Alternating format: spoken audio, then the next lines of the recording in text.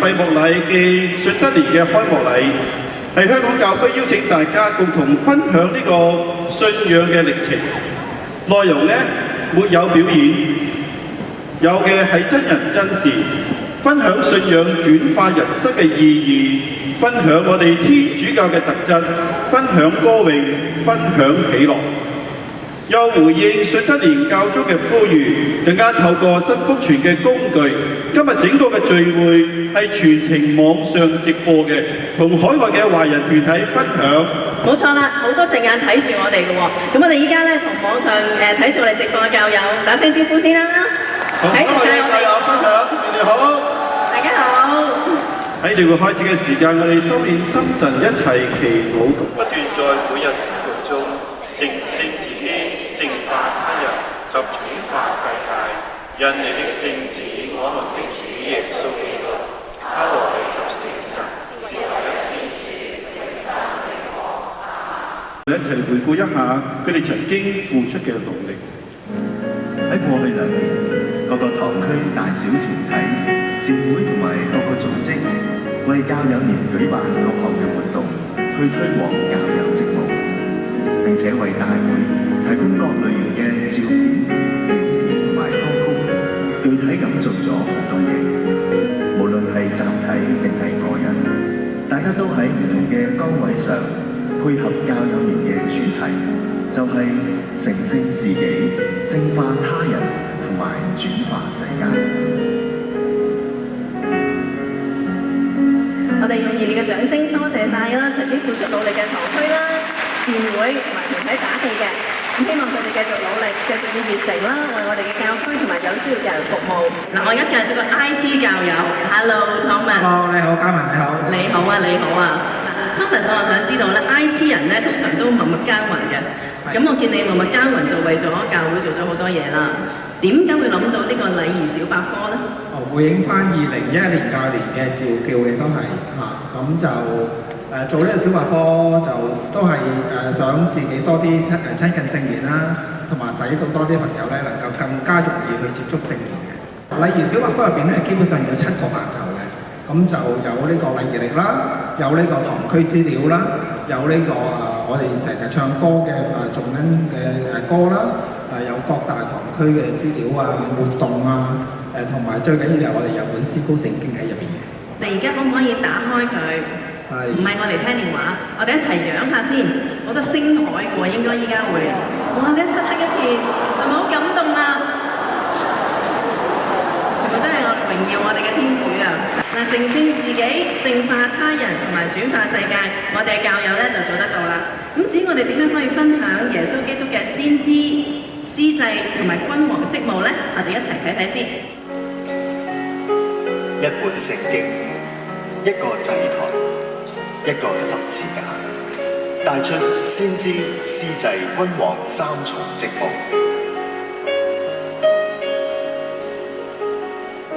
今時今日嘅教友，唔單止參與彌撒咁簡單，仲要學習認識新事物，與時並進，咁先至可以履行先知職務。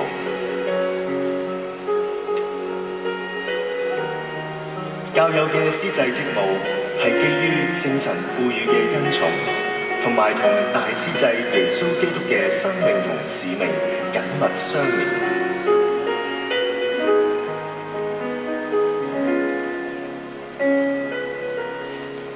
教友嘅君王職務係要活出基督徒嗰份信心同勇氣，願意為教會、為世界嘅正面發展作有效嘅服務。好多教友就係以呢3重職務去回應教友年。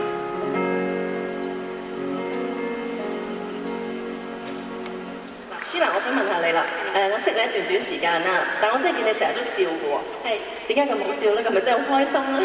其實咧，因為我覺得領洗咗之後咧，我2009年領洗嘅，咁領洗之後，我覺得我自己係充滿住恩寵嘅，天主送咗好多份禮物俾我咯，咁所以做咗教友之後，我覺得個人係喜樂好多，同埋有重生嘅感覺。其實咧，做主日學導師咧，我除咗覺得係信仰上嘅培育之外咧，仲有好多方面都需要關顧嘅。咁即係例如有啲特別嘅學習需要嘅小朋友，我哋喺教佢嘅時候咧，會有唔同嘅技巧。咁我喺我工作上啦，即係學習到嘅知識同埋技巧咧，都可以帶翻嚟主日學嗰度教佢哋咯。同埋喺學校咧，其實好重視係家校合作嘅。咁所以我喺主日學裏面，我同我個班嘅家長咧，都特別係我好着重同佢哋嘅溝通嘅，因為我覺得小朋友信仰上面嘅培育咧，唔單止係堂區負責嘅，家長咧個責任係好重要，所以我會同佢哋多啲去溝通，等佢哋喺屋企咧個培育都係可以好啲咯。個班嘅小朋友係3歲同4歲嘅小朋友嚟嘅啫，咁佢哋嗰種純真咧，其實我係要多多向佢哋學習咯。佢哋雖然年紀好細，但係佢哋好清楚知道天主係好愛佢哋。咁你繼續加油咯喎！好啊，好啦，多謝你。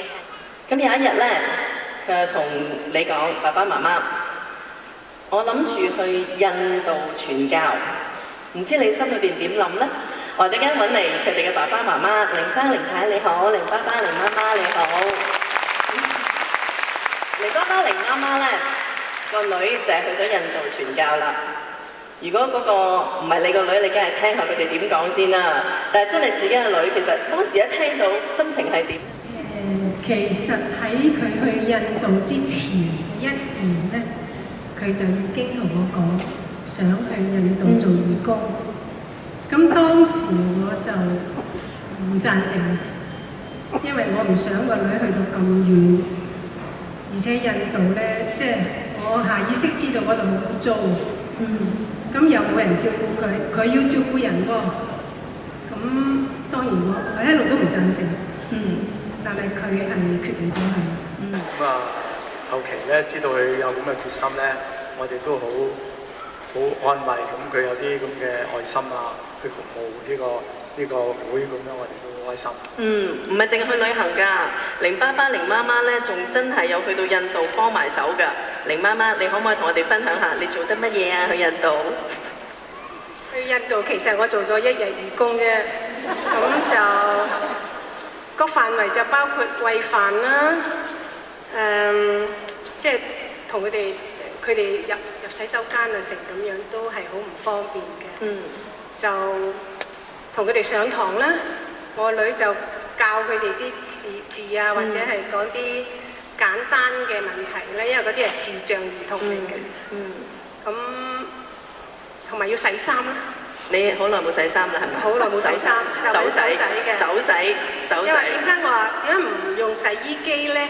佢哋話咧，嗰啲 sister 話盡量要同嗰邊嘅人民咧個生活咧要接近。所以有洗衣機都唔會用。所以就個社區都係要用手嚟到洗衫。咁凌爸爸，你又有啲咩？我多咗佢1日啊，我做咗2日。2日，好犀利啊！你又做咗啲咩？死者之家嗰度做，都係做洗衫啦、晾衫啦，同埋同佢哋沖涼啦，同埋有其他啲義工一齊嚟服務佢哋嘅，咁我覺得好開心。好大啟發啦，嗬！咁我知道咧，阿君慧佢喺印度都不時有抒發下感受，都有寫下文喎。不如我哋聽下佢究竟啲文章寫啲咩好嘛？感謝主，讓聖神帶住走，讓我可以重新體會乜嘢係自由。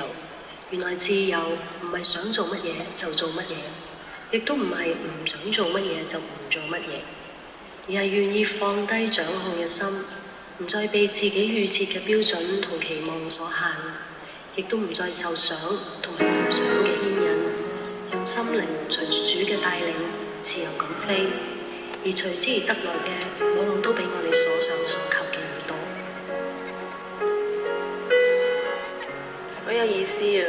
我哋嘗試聯絡下呢個咁有愛心嘅君慧啊！我想問下咧，你爸爸媽媽喺嗰邊做義工表現點啊？我覺得佢哋都好享受呢個過程。我爹哋就幫啲院友剪頭髮啦，我媽咪就係一齊去服務啲視障殘障嘅女士啦。咁佢哋都好開心㗎嚇。其實呢個問題都有過我嘅。咁其實印度真係唔係獨揀嘅，係天主揀嘅。我只係做嘢天主嘅事。咁我其實2010年嘅時候，我嚟到呢度做咗1個月義工啦。咁嗰次好感動，我係好感受到啲會叫我嚟呢度去服侍佢。咁所以返到香港之後，就同我嘅神師 Father Sean 傾啦。咁我真係聯絡上香港天主教會有傳信會咯。咁其實都傾咗半年，亦都輔導咗半年。咁跟住就決定咗嚟呢邊。咁喺整個過程裏面咧係好順利，咁我係好感受到天主喺中心嗰個發展同實在。咁所以回答翻你之前嗰個問題，可能唔係我揀，係佢揀嘅，天主揀嘅。我之前喺中文會做咗3年，咁都常常去一啲發展中嘅國家度探訪。咁變咗對我嚟講唔陌生嘅，反而喺裏邊睇到天主嘅生命裏面。點樣去預備我？係俾一份功課去預備我今次嚟呢一度呢個旅程，咁所以我係好感恩。咁但係如果講命咁，其實我好快已經適應到啦，我覺得好難。咁適應咗之後，我反而好享受呢個天主反撲嘅知識。我反而有少少擔心我翻香港要適應。咁而家有啲咩同爸爸媽媽同埋我哋在場過萬個教友朋友分享下咧？我諗最重要嘅就係，即係如果佢關心我啦，咁嗰個可能我會覺得我自己冇分頭好啲，佢哋咯，變得好舒服，咁就都好開心，咁好喜樂，咁所以唔需要擔心啦，好習慣先啦。好感動啊！我今日係咯，因為大家聖誕快樂。好啊，多謝晒啊！咁我哋好難得透過互聯網啦，見到君慧真係好開心啊！咁我哋不如依家有請副主教咧，為遙遠嘅君慧啦，同埋凌爸爸、凌媽媽祝福嘅，好唔好啊？願你平安，願你平安，平安平安，願主祝福你，願主保佑你。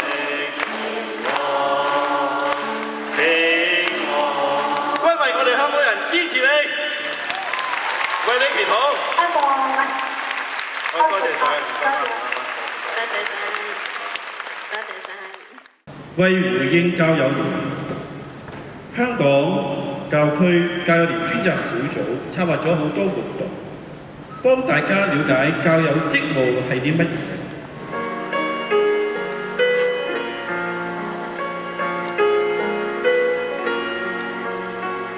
今年10月底，嚟自世界各地，包括5大洲、27個教區、唔同地方嘅華人教友團體，有150人嚟到香港探訪堂區，經驗唔同層面嘅教友職務，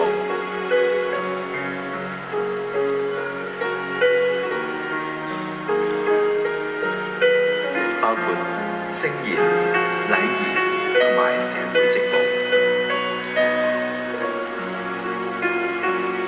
本地就有50多個參加者，接待1至2位海外團體嘅兄弟姊妹入住自己嘅屋企，並且帶佢哋返自己所屬堂區，彼此交流，體驗信仰生活。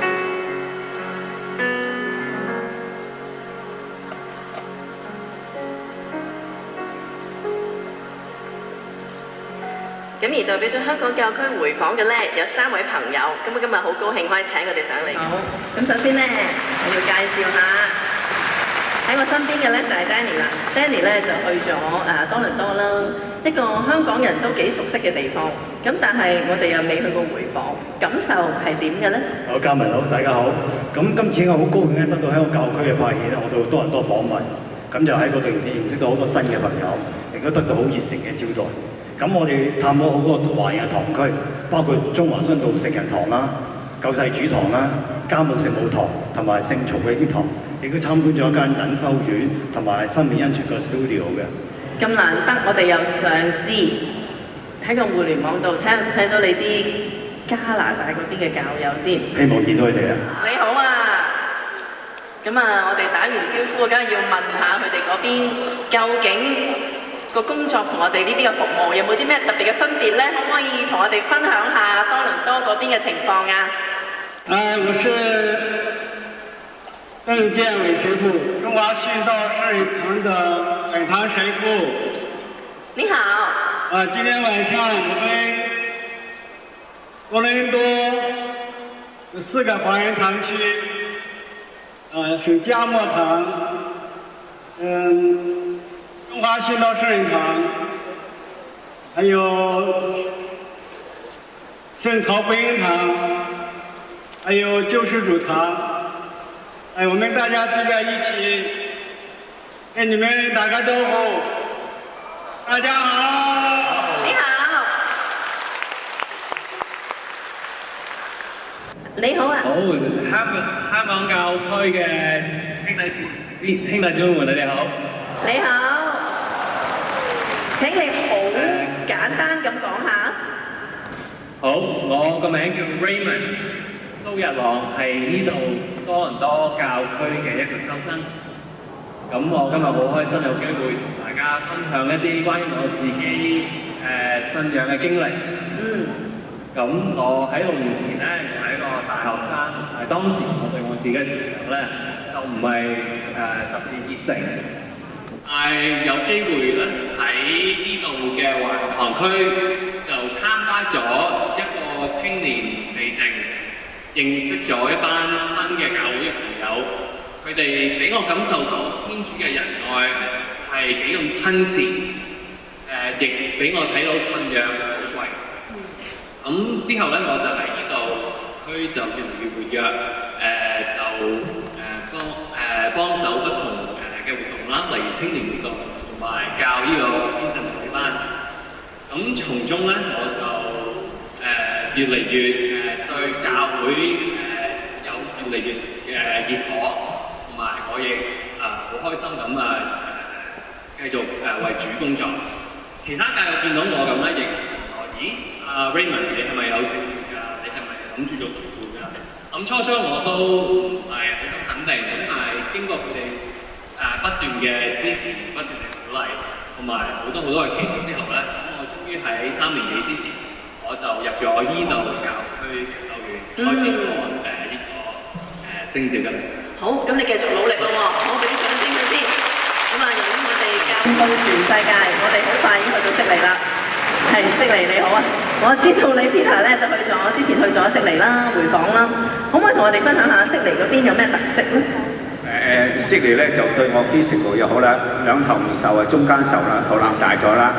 咁另外咧就我喺嗰邊睇到咧好大嘅情況咧，就係呢班青年人係好積極，同埋啲教會積極啦。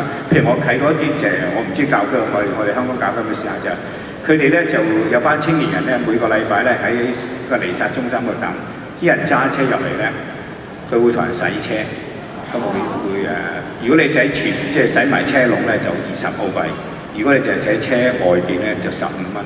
佢哋將啲錢收納嚟咧。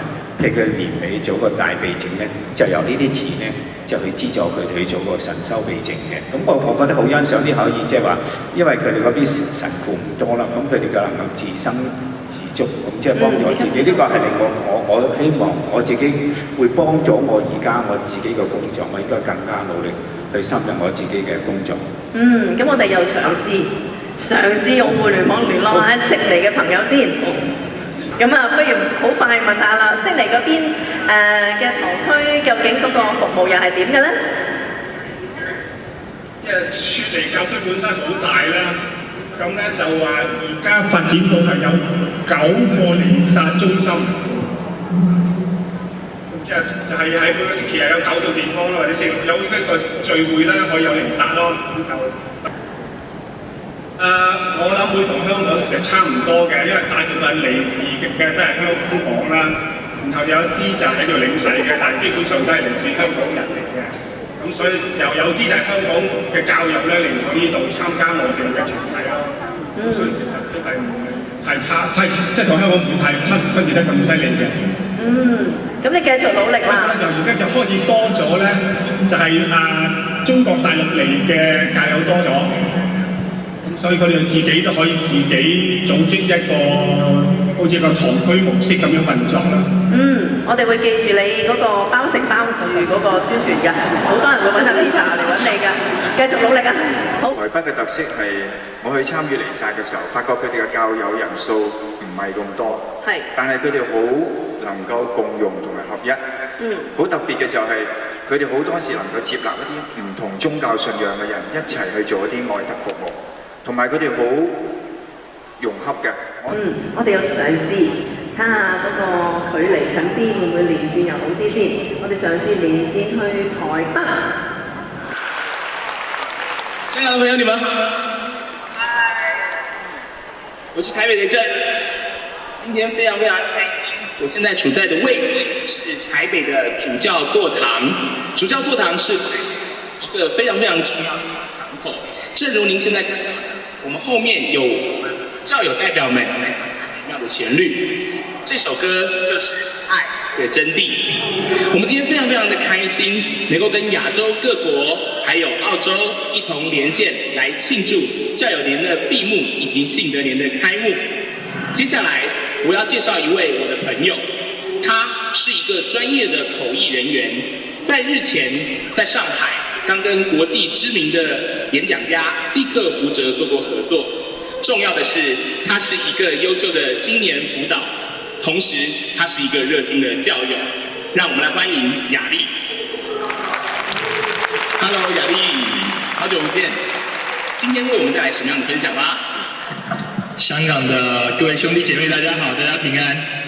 我的名字叫洪雅丽。那我们家到我呢是第6代的天主教徒。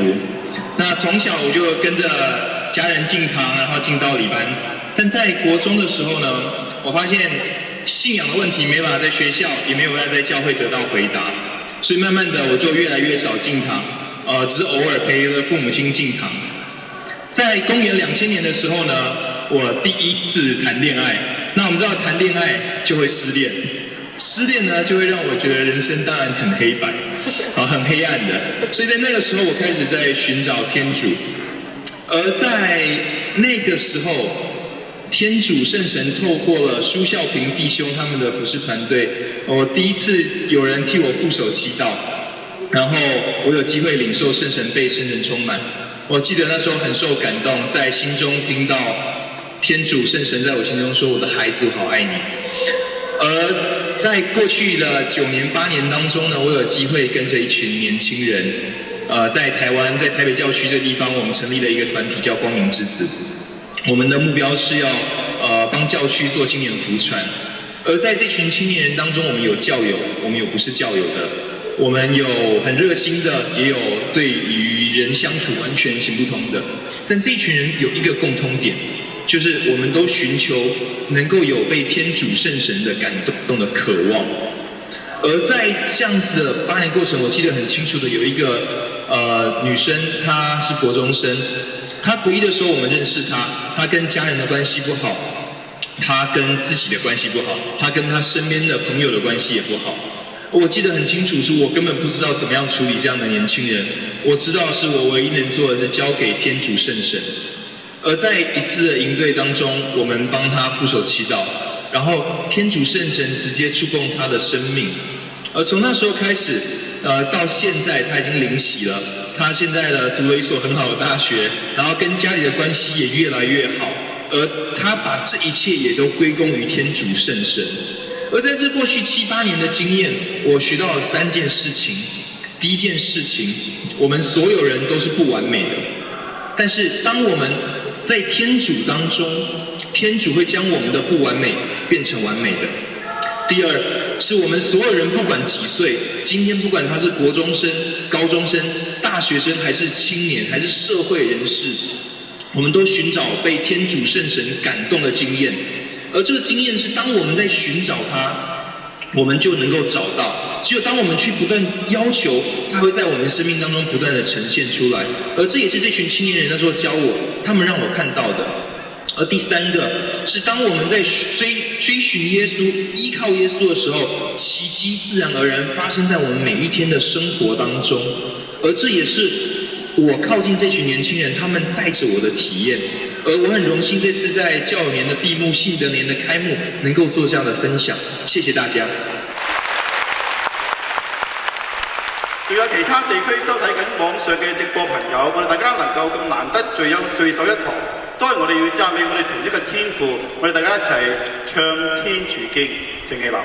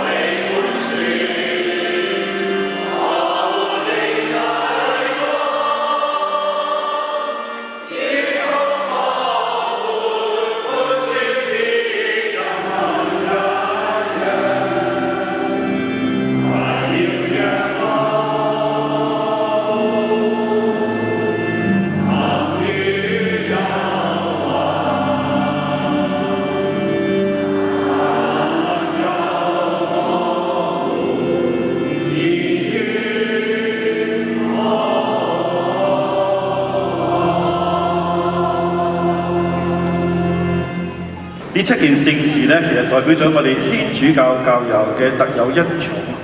所謂聖事呢，就係天主通過有形嘅標記，俾我哋無形嘅恩寵。咁我就想問有冇邊啲呢？好似我個仔咁，一出世就領洗嘅，可唔可以舉手？因為有啲可能都年紀大啲，你叫佢起身。我哋都係啦。哇，都好多喎！之所以有咁多新教友同埋老教友，我哋都要多謝一班不辭勞苦嘅傳道員同埋陪談員，邊啲係？我哋請大家熱烈嘅掌聲，再次表示各位嘅謝意，多謝你哋傳道員。不如大家再次宣認，你哋係教友。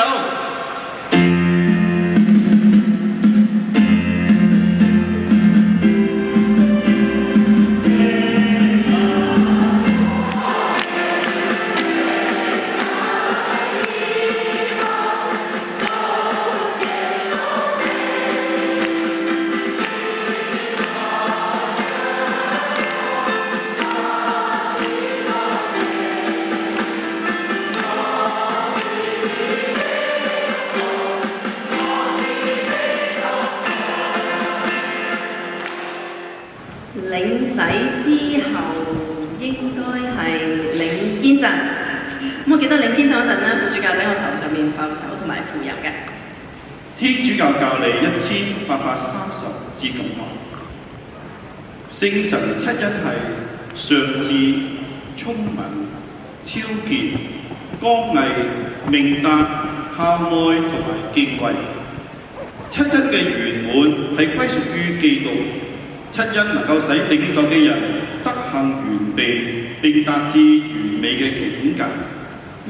咁即係話領堅振嗰陣，我哋係領受聖神，即係聖神七恩。係啦。現場教友有冇幫下我一齊數下聖神七恩呢？上智、聰敏、超潔、剛毅、明達、孝愛、敬畏。咁副主教係咪啲真係好叻、好特別、好有專長嘅人先至有聖神七恩嘅咧？當然唔係啦。一個成熟嘅基督徒唔單止領受聖神，最重要咧就喺每日生活裏邊做基督嘅見證人。所以往往喺我哋身邊一啲平凡嘅人，我哋喺佢哋身上都可以見到聖神七恩嘅效果嘅。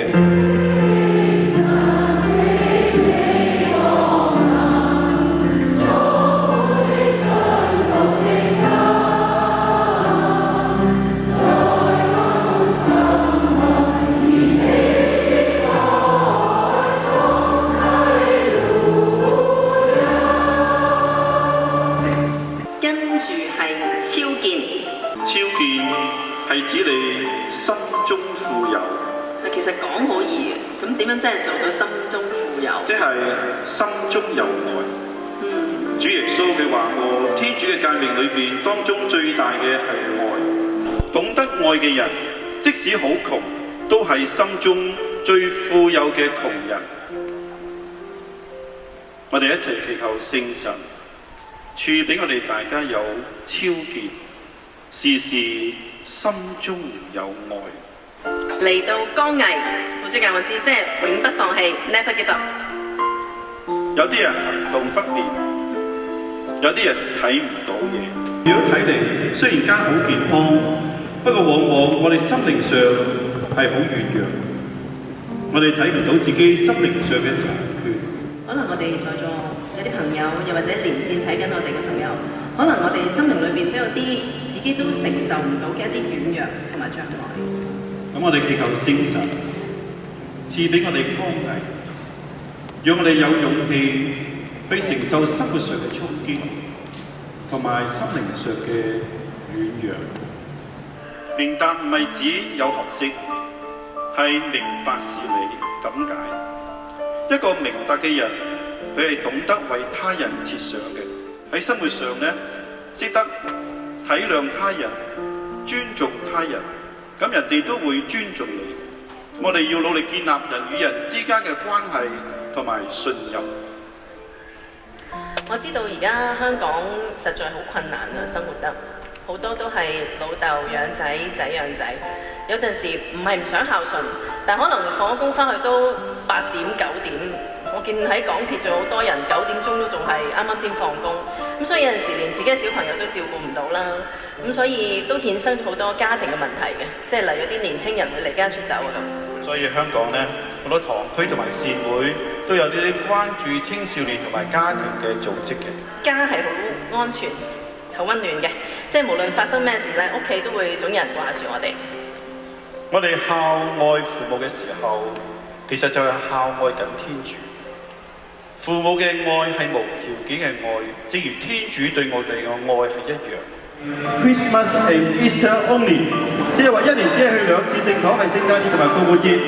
我可以好肯定，我係唔知去2次，不過有陣時係有啲忙，即係其實懶啦。敬畏天主咧，係要時時將天主放喺我哋面前，天主時都睇住我哋。即係而家天主喺我哋周圍係咪？當然啦，主耶穌佢話：我同你哋天天在一起，直到今世嘅終結。有天主同我哋一齊，仲有乜嘢好驚呢？所以我哋真係要做好我哋教育嘅本分，積極參與彌撒，勤讀聖經，勇於見證。咁我哋祈求聖神賜俾我哋有敬畏天主嘅心，藉住基督，偕同基督。在基督內歸光榮於天父。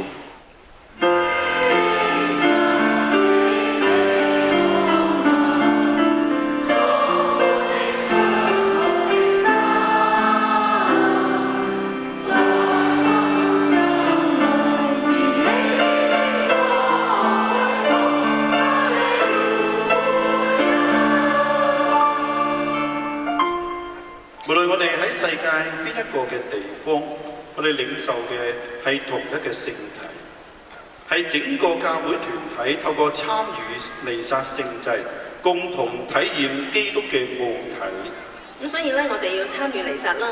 而每台彌撒咧，除咗神父之外，仲有好多教友都有幫手嘅。我知道在座好多都有幫手。咁我哋而家咧就數下先。負責非常務送聖體員。有冇？我哋可唔可以起身俾啲掌聲佢先？喂，多謝晒，好辛苦啊！後面都好多，後面都有好多，多謝晒你。多謝晒。跟住我想揾副祭，有冇副祭咧？可唔可以起身咧？副祭有男有女嘅喎，聖言聖言。上面都好多。多謝晒你哋。跟住應該係最虛冚嘅佢哋，公榮團。公榮團邊度？周圍都有，周圍都有。禮儀接待組都唔少人㗎喎。禮儀接待組唔好怕醜，冇錯，多謝晒。都有，都有。咁我想依家咧，我哋在場就做一個動作，我哋1、2、3、4、5、6、7，好。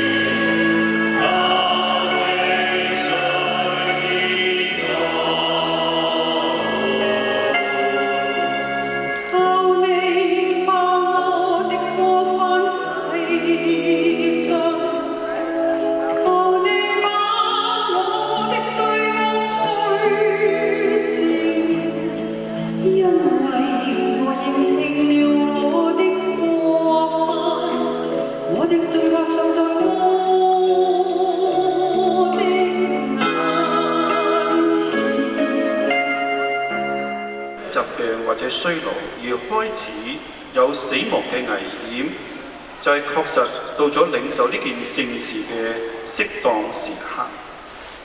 病人傅油係表達教會團體特別關懷病苦中嘅兄弟姊妹。好多病人喺佢做手術之前，或者有啲病人有生命危險，都會請神父為佢哋做病人傅油。因為病人喺呢個時刻更加需要天主俾力量佢哋。病患者真係好無助，病痛令到我哋明白到肉身嘅極限，但係只要心中有盼望，藉住聖神賜予俾嘅力量，身心靈係可以得到安慰。依家就讓我哋為心中最愛而後離開咗我哋嘅人祈禱，為最近主懷安息嘅人祈禱。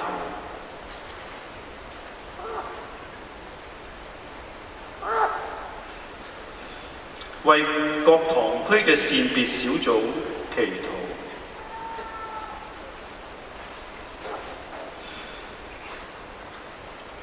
為病患者祈禱，我哋祝福佢哋能夠早日康復，亦都為服務病患者嘅醫護人員祈禱，為所有醫院嘅牧靈工作者同埋義工們祈禱。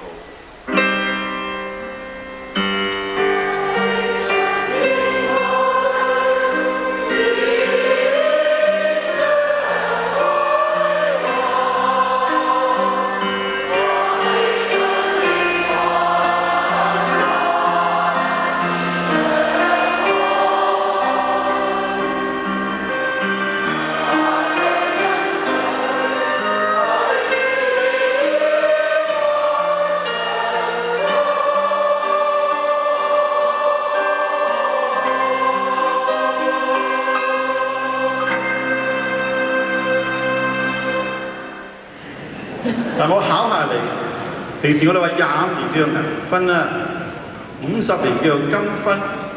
如果係55年係咩婚啊？唔識，唔識啱啦，就係綠寶石婚。哇！我哋有請我哋綠寶石嘅一個夫婦啊，好難得啊！嗬。我哋有一對結咗婚55年嘅夫婦。咁我哋現場不如我哋為趙生趙太鼓掌先啦。咁現場都有咧嗰個堂區嘅堂家組成員喺度嘅，我哋都為堂家組鼓掌。堂家組成員，好多謝佢哋啊，為好多家庭付出努力嘅。O.K. 嚴重承認你以之為我妻子，我無論環境順逆、健康、疾病，我永遠尊敬愛慕你，今生不渝。願主垂鑒我的志願。我李美芝鄭重承認你作我嘅丈夫，無論環境順逆、疾病健康，我將繼續永遠愛慕尊重你，終身不渝。願主垂鑒我嘅意願。好，恭喜晒。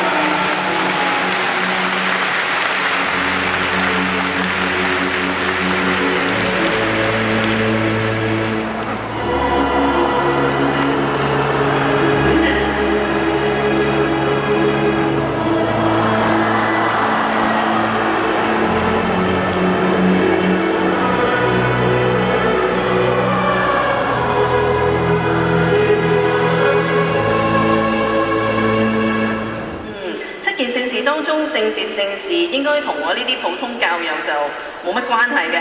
真係冇關係？咁邊個幫你領洗啊？你咯。咁邊個幫你主持婚禮啊？你咯。邊個聽你告解啊？神父。我冇聽過喎。講到聖潔聖事咧，今年教區有2件喜事喎。邊2件喜事咧？就係喺7月新晉鐸嘅麥英健神父。健康個健，佢係最年輕嘅80後嘅神父。另外咧，趙偉良、關仲華同埋林舍玲3位弟兄，佢哋領受終身執事。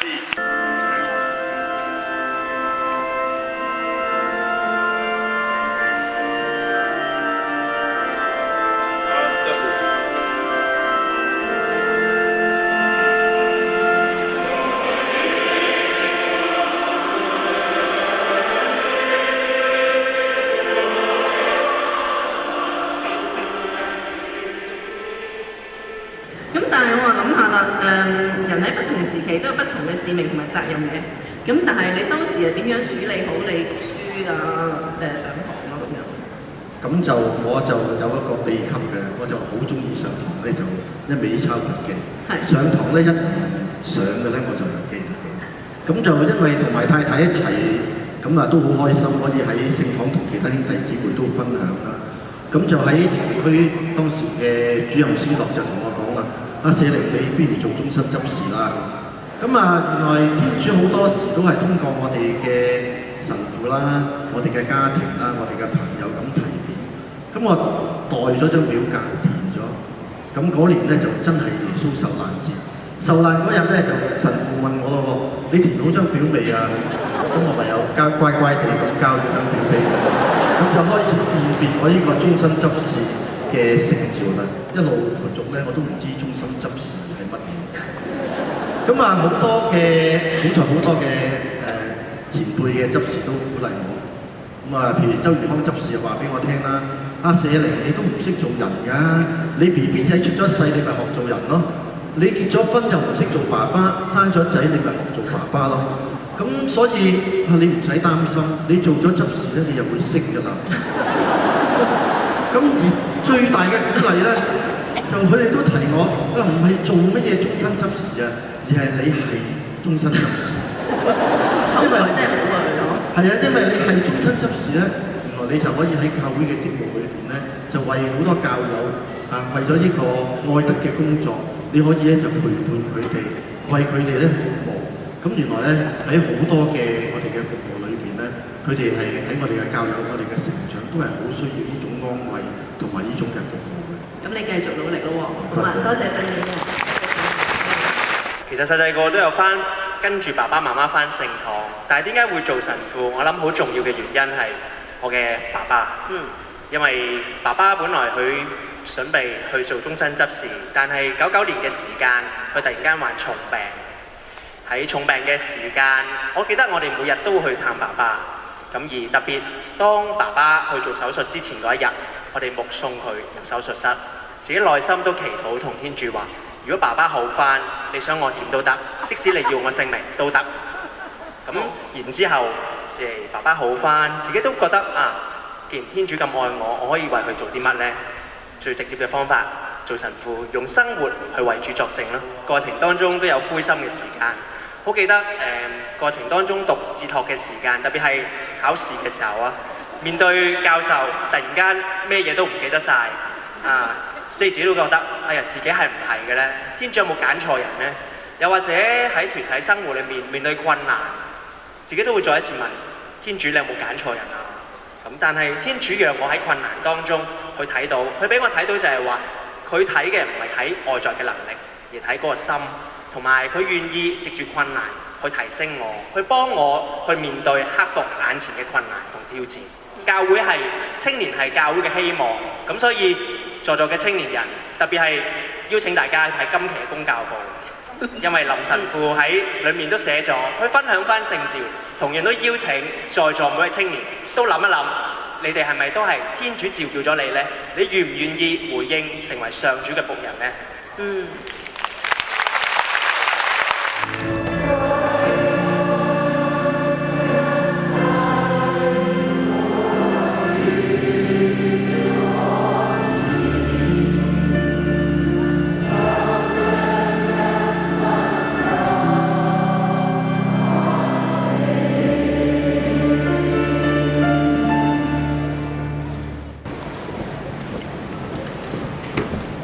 呢個係普世教會信德年嘅標記。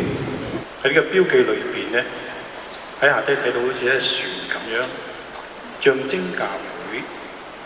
而教會就喺呢個波濤洶湧呢個世界裏邊，多次受到衝擊。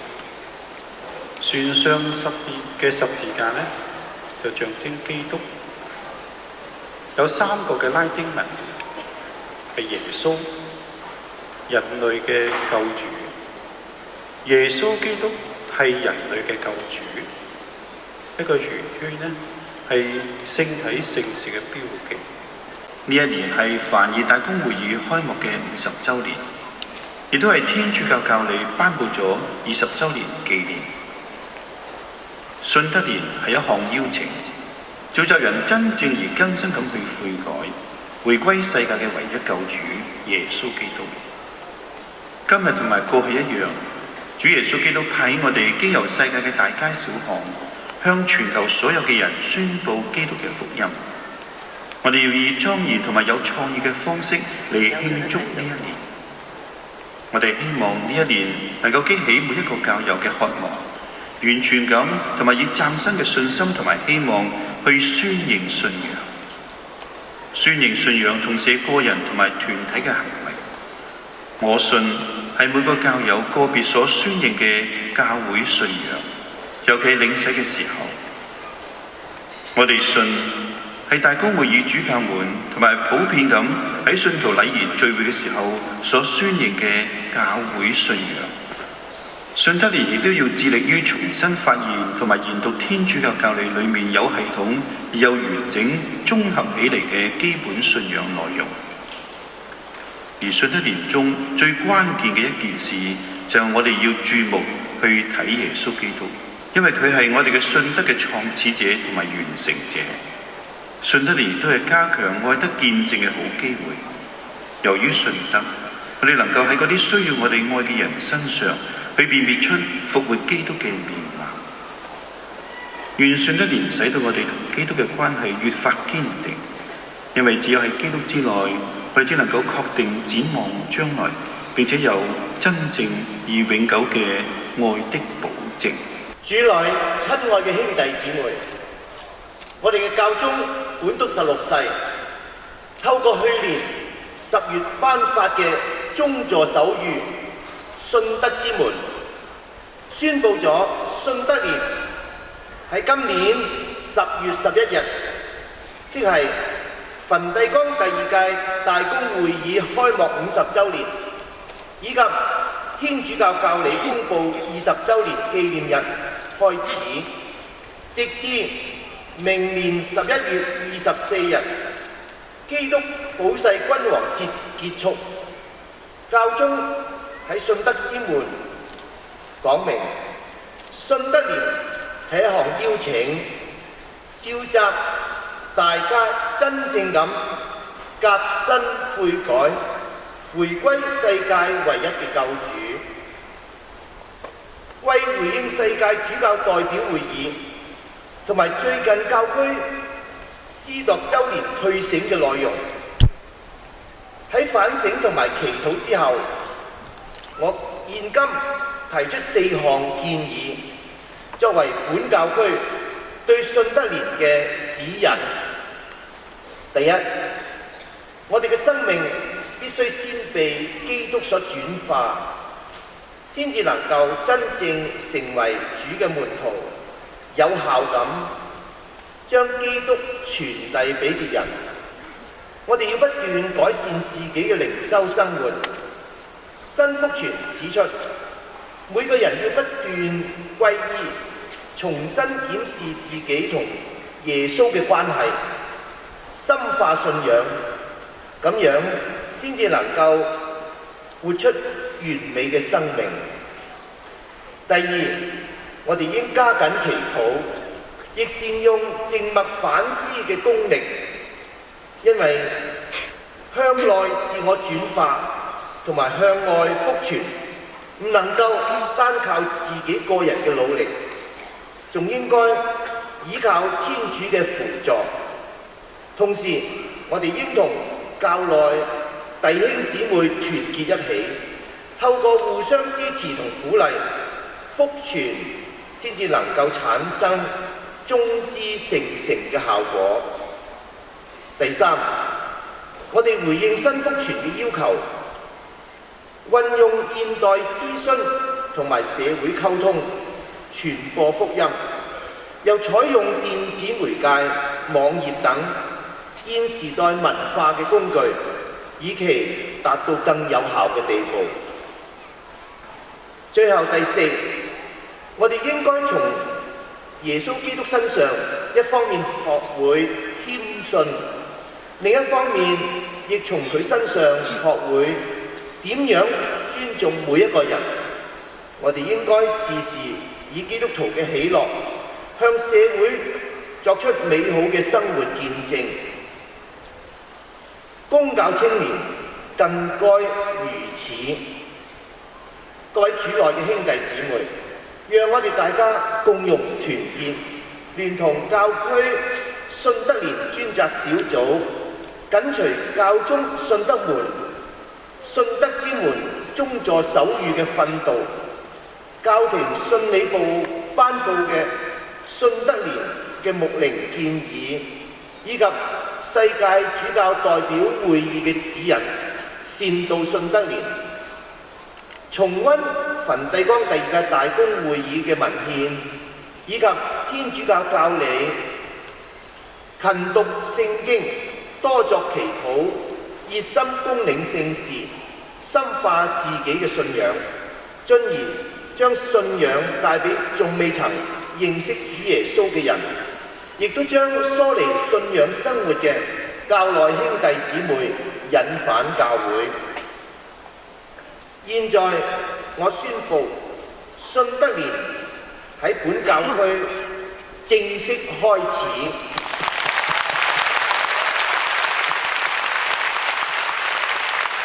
請大家一齊起立，宣認我哋嘅信德。我信我嘅至聖至光，從中保全教會嘅教會。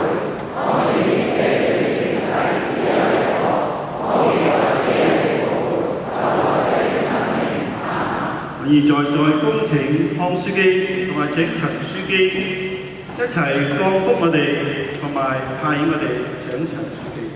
願主與你們同在，也與你心靈同在。願全能的天主聖父、聖子、聖神降福你們，並派遣你們在每日生活中懷着信德實踐真理。阿們。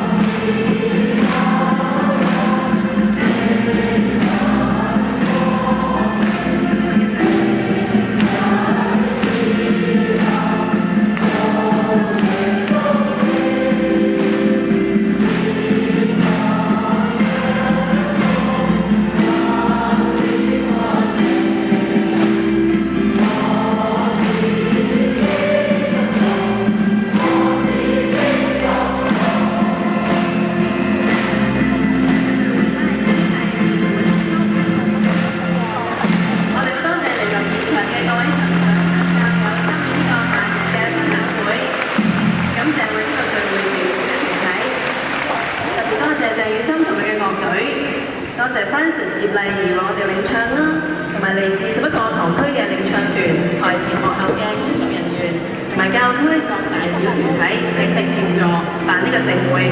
希望大家記住湯書記嘅訓練，大家繼續努力，做個滿懷信德嘅基督徒。多謝大家，再見。